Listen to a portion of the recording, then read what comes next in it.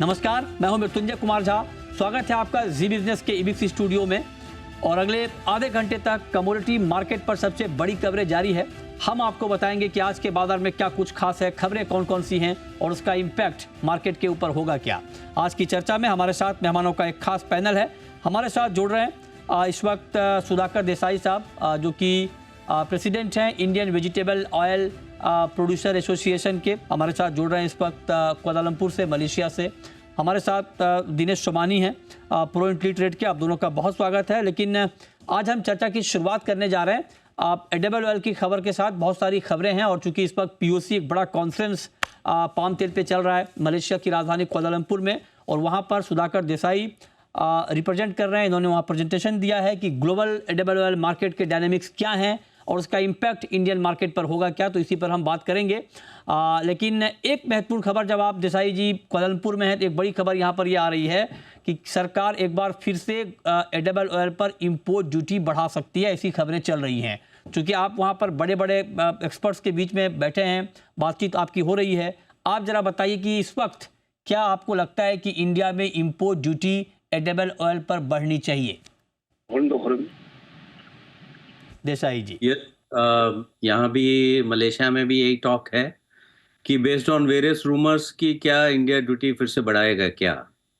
लेकिन उससे पहले देखिए, रूमर्स के बारे में तो बोलना नहीं चाहिए, बट अगर आप फंडामेंटली देखेंगे, ऑयल सीड्स जो ऑब्जेक्टिव था जो बढ़ाने का कि सोयाबीन प्राइसेस को एमएसपी के ऊपर लेके जाना है, वो किसी भी कारण की वजह से, चाहे डीओसी के कारण की वजह से या कॉर्न डीडीजीएस का कंपटीशन की वजह से, तो एमएसपी ऊपर नहीं आ रहा था। आज के दिन में मोटा मोटी all oil seeds are working below MSP.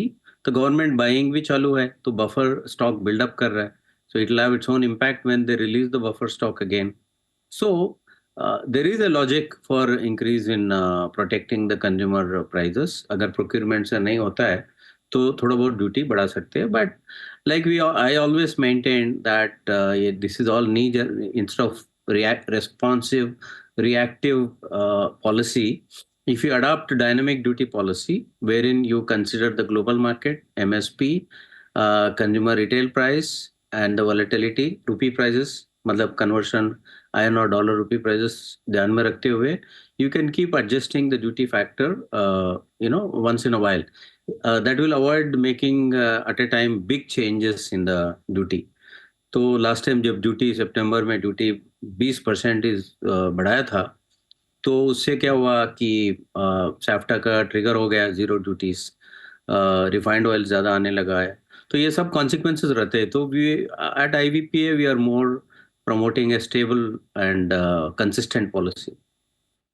Okay, ठीक है। लेकिन आप जरा बताइए सर कि क्या इस वक्त ग्लोबल मार्केट पे क्या इम्पैक्ट होगा अगर इंडिया में फिर से ड्यूटी बढ़ती है, तो ग्लोबल एडिबल ऑयल मार्केट के ऊपर आप क्या इम्पैक्ट देख रहे हैं? देखिए, इस बार तो ऐसा लग रहा है कि ग्लोबल एसएनडी को अगर देखेंगे, क्योंकि अल्टीमेटली प्राइस डायरेक्शन एसएनडी से भी आता है और टैरिफ्स और ड्यूटी से भी आता है। एक ऑब्जर्वेशन मैं देना चाहूँगा कि आज के दिन में most of the countries, whether it is Russia और इंडोनेशिया और Malaysia, wherever the oil is coming from Ukraine, तो वहाँ सब पूरा 20-25% का एक्सपोर्ट ड्यूटीज है।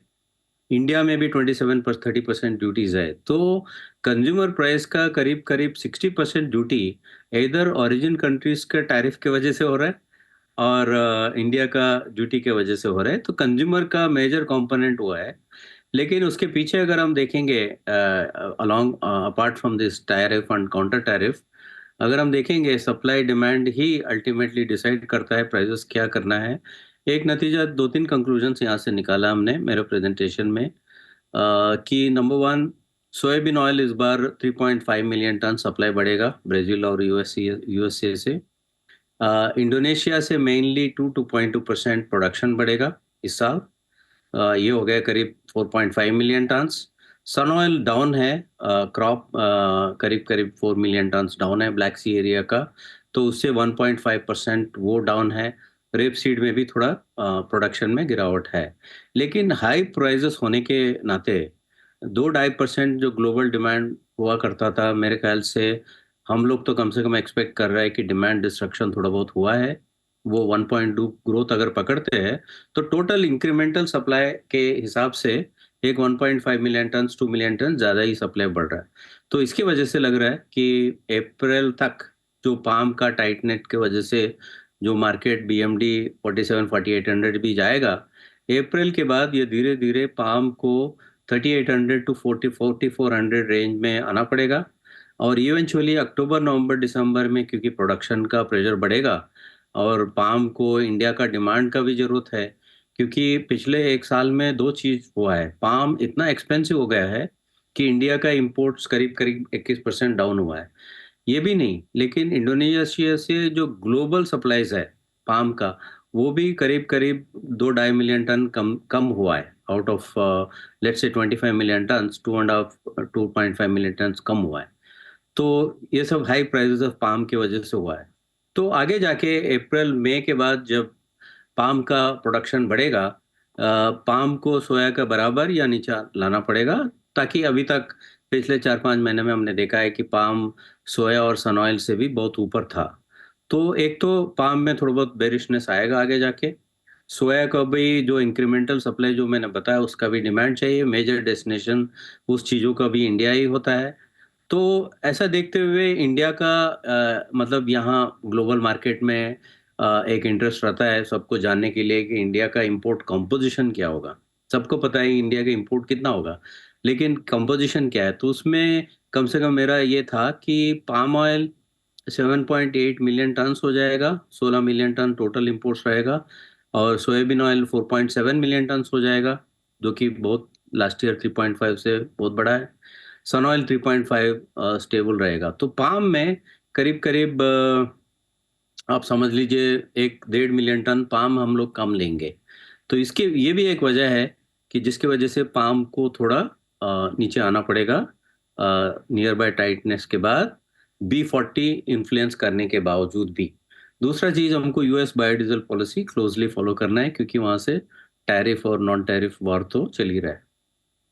ओके, ये आपने बहुत डिटेल में हमें बताया। आप सर बने रहे, हमारे साथ अनिल छतर भी हैं, मोपा के जनरल सेक्रेटरी हैं, मस्टर्ड ऑयल प्रोड्यूसर एसोसिएशन के। अनिल जी, बहुत स्वागत है आपका। और जब सितंबर में ड्यूटी बढ़ाई गई थी तो उस वक्त ये कहा गया था, मतलब उसमें मंशा ये थी कि जो सोयाबीन के किसान हैं उनको सपोर्ट दिया जाए। हालांकि बहुत ज़्यादा सपोर्ट नहीं मिल पाया। हालांकि इसके पीछे दूसरा तर्क ये है कि अगर ये नहीं होता तो दाम और गिर जाते। ये अलग डिबेट का इशू है, लेकिन चूंकि अब मस्टर्ड की बड़ी क्रॉप आने वाली है, आपको लगता है कि इस वक्त ड्यूटी बढ़ने से मस्टर्ड फार्मर को अच्छा प्राइस मिल जाएगा सर?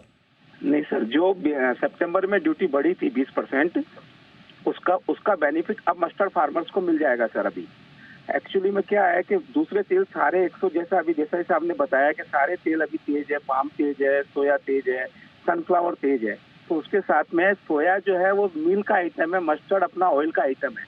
तो मस्टर्ड में 41% ऑयल निकलता है। 20% ड्यूटी के हिसाब से अगर हम देखें तो इस समय मस्टर्ड एमएसपी के आसपास चल रही है मंडियों में। नई सरसों की आमदनी शुरू हो गई है।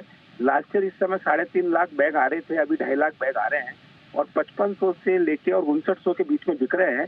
एमएसपी 5,950 रुपया है। तो मेरे को नहीं लगता कि अभी मस्टर्ड की एमएसपी के लिए ड्यूटी बढ़ाने का तो कोई नहीं है। अगर सोयाबीन को कोई फायदा मिलने वाला है नहीं, क्योंकि सोयाबीन में तो डीओसी के लिए सोचना पड़ेगा और मस्टर्ड एक एमएसपी के आसपास चल रही है।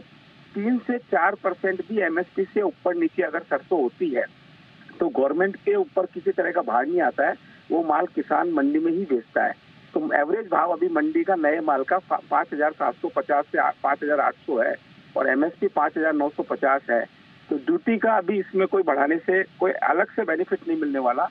लास्ट ईयर गवर्नमेंट को 20 लाख टन सरसों की खरीदी हुई थी, लेकिन अभी के जो हालात लग रहे हैं और जैसा कि अभी अप्रैल तक जो देसाई साहब ने बताया कि सप्लाई टाइट है, तो मुझे नहीं लगता कि गवर्नमेंट को इस बार 5-7 लाख टन से ज्यादा सरसों भी मिलेगी एमएसपी पे 5,950 पे। तो इसलिए इस समय तो ड्यूटी बढ़ाने का कोई मतलब नहीं है सर। अच्छा, आप कह रहे हैं कि इस वक्त ड्यूटी बढ़ाने का कोई मतलब नहीं है, लेकिन देसाई जी आप जरा एक बात बताएं सर, चूंकि आप ग्लोबल एडेबल ऑयल प्लेयर्स के साथ इस वक्त वहाँ पर हैं, आपको जोड़ने का मकसद यही है। आपने जो वहाँ पर प्रेजेंटेशन दिया है उससे आपको क्या सेंस वहाँ पर आप कर पा रहे हैं? अगर आने वाले, चूंकि हमारी डिपेंडेंसी इंपोर्ट के ऊपर बहुत ज़्यादा है, इस बीच हमने देखा कि पाम तेल की सप्लाई को लेकर थोड़े क्रंच वाले हालात बने, तो ग्लोबल सप्लाई डिमांड का सिचुएशन क्या अभी आपने समझाया, लेकिन मैं जानना चाहता हूँ कि क्या आने वाले वक्त में ये कंफर्टेबल रहेगा या कहीं पर कोई बड़ा इशू आपको दिख रहा है?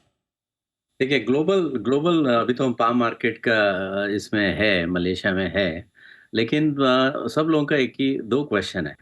नंबर 1, इंडिया पाम कितना खरीदेगा?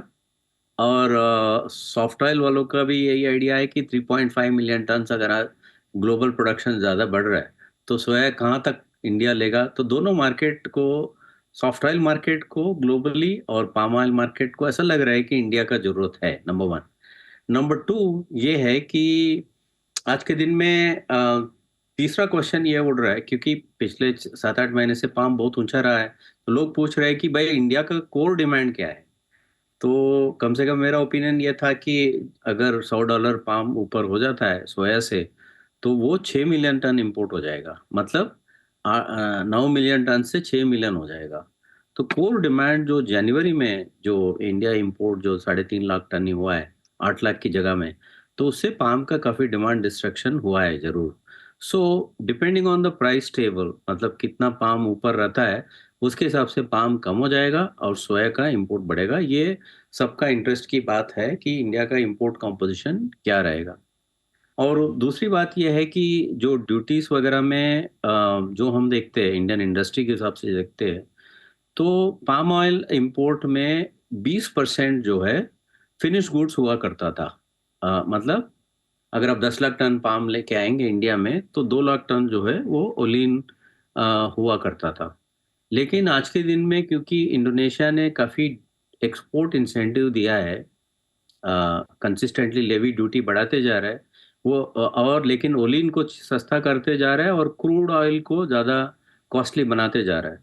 उसकी वजह से क्या है, जो फंड उनको मिलता है, वो अपना बायोडीज़ल में B40 के लिए यूज़ करेगा वो लोग। तो उस कॉन्सिक्वेंस में अगर इंडिया को अगर अपना रिफाइनरीज़ इंडिया में थोड़ा बरकरार रखना है, तो हमारा तो एक रहेगा कि रिफाइंड ऑयल और क्रूड ऑयल का जो ड्यूटी 7.5% है, उसको एक्चुअली 20% किया जाए।